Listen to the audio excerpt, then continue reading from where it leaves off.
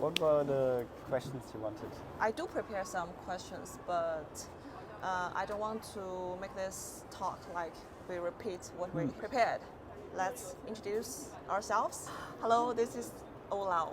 Hi, I'm Daniel. Daniel comes from Europe, so we talk in English directly. Hi, I'm Daniel. I'm 35 years old and I come from Germany. I work for a Chinese company for almost 8 years now. And I'm now here back in Shenzhen for a business trip and also to visit my friends. I saw your WeChat moment. And last time you came to Shenzhen 8 years before. So 8 years ago I came to Shenzhen for work.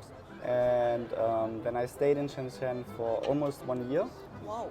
And then I moved back to Germany to work for the regional office. While I studied, I went abroad for 1 semester. And I was in Indonesia back then. And then I traveled in 7 countries in Southeast Asia. And I really liked it to be in Asia. So after I finished my study, I wanted to stay in Asia. Yeah, then I found that job and I really liked the company and I liked the opportunity, let's say. Is this your first company or not? No, actually my career kind of started, like I started in a supermarket of my parents. That was like my first job. It's in Germany you have something if you leave the school early, you do something that's called training on the job. So you would work but continue school at the same time. It would have been taking over my father's business at some point. So taking over the supermarket to manage a supermarket, like grocery store. And I started this and I finished the training on the job, but I figured out that it's not what I want. So then I go back to school, I studied, then I went to Mercedes, and then I also worked for an agency, and then I moved to China. Wow. How long have you been in Mercedes? Mercedes, it was only 6 months. Wow. I used to work in another famous car brand. Yes. And I visited Europe, Deutschland for only 1 week.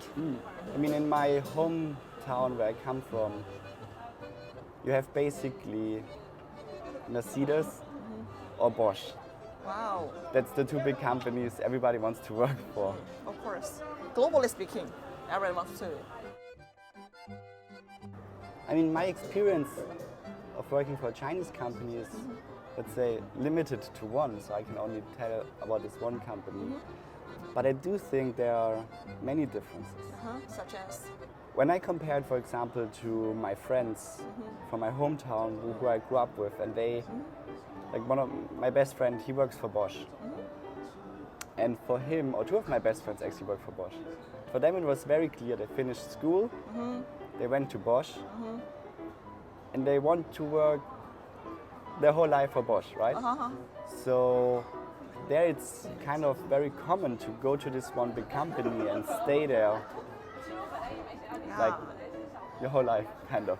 When I used to work in that car brand, it's the same situation. I can see my whole life.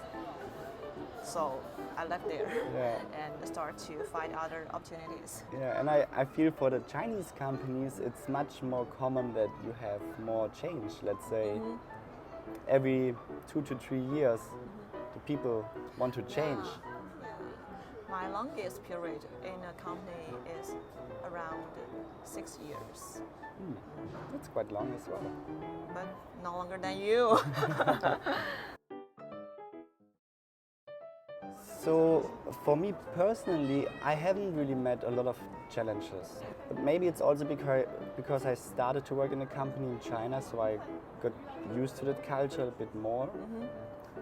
But when I moved to our regional office, and I felt like some others, they had more issues with the communication. Because it is really sometimes that the Germans, they're a little bit more direct. And they also expect a direct feedback. But the feedback we sometimes got was more like, oh yeah, it's a nice idea, we we can look into it. And then nothing happens. But the colleagues, they got it wrong and they thought, oh, they like it. And they tried to push it. I think it's a good opportunity for you that because you communicate with HQ more often and you can be a good bridge. Yeah, sometimes I have the feeling I became more like a translator. I'm in a meeting, and I mean the language is English in a meeting, right? Our colleagues now headquartered, they explain something. My team members from Germany, they didn't get it. And then I say the same thing, a little bit different, just a little bit. And then my regional colleagues are like, ah, okay, now I get it. And I don't know why. It's for me easier to get the sense or the reason behind it. What is the point the colleagues want to make? Maybe they think you are more close to them. Maybe it's just because I'm already more used to it. You should get used to the language system Yes. inside a company. Yes. And I think that's if we talk about the differences, this is one of the differences. In a German company, maybe you would have a meeting with the boss, and then afterwards you have like very clear, let's say, 1 to 5 bullet points with the to-dos, and it will be formulated very clearly what is the next step to do. Yeah. And sometimes I feel like in a Chinese company, it's more, you take the information and then you have to define the to-do out of it. Sometimes. Because I think the reason will be the culture back. Yeah. Because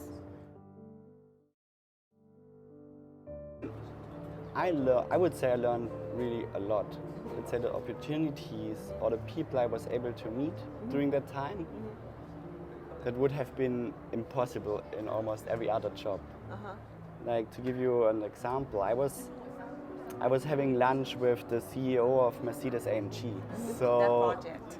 I had like super interesting business meetings, opportunities, discussions over the last 8 years. Worked with many like really great people who also taught me a lot of things.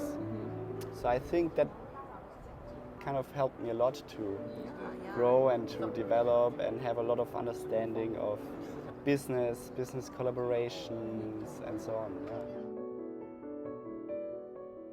People told me that they're very glad to work with you, cooperate with you, because you can better, like what you said before, you can better understand what a headquarter is talking about. Do you have some skills? I mean, what people say to me sometimes, I have a kind of diplomatic way to deal with things.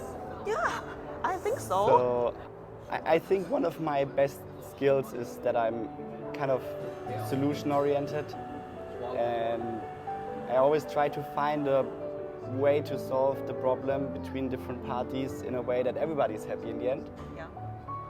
And I think in that way I'm kind of creative to find good solutions many times. That's a good point. When I'm young, we only focus on our own goals. But in fact, everybody has his own situation.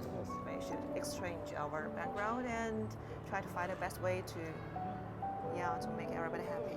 Yeah, it's always important to not only think about your own position, but also think what is important for the other part. Yeah, win-win. What is their goal, what they need to get out of it.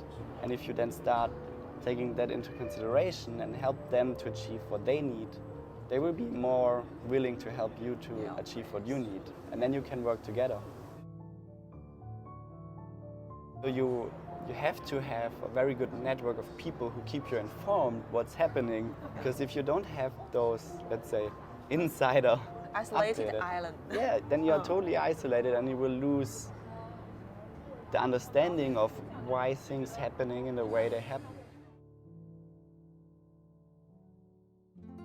I think I do not have more questions. Do you have some questions for me? Yes. So what is your experience of working with like a regional office and foreigners? I can work with foreigners a little bit better. I think the most important thing is we give them enough respect and then to dig out their real requirements.